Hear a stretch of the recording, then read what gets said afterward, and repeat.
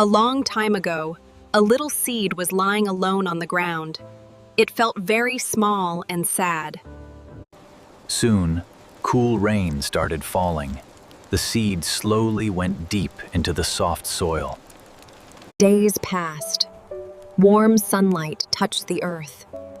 A tiny green plant began to grow. Months went by. The little seed grew into a tall and strong tree. As the tree grew bigger, many animals came to visit it. Birds sang sweet songs on its branches. The tree smiled and thought, "Small beginnings can lead to big success."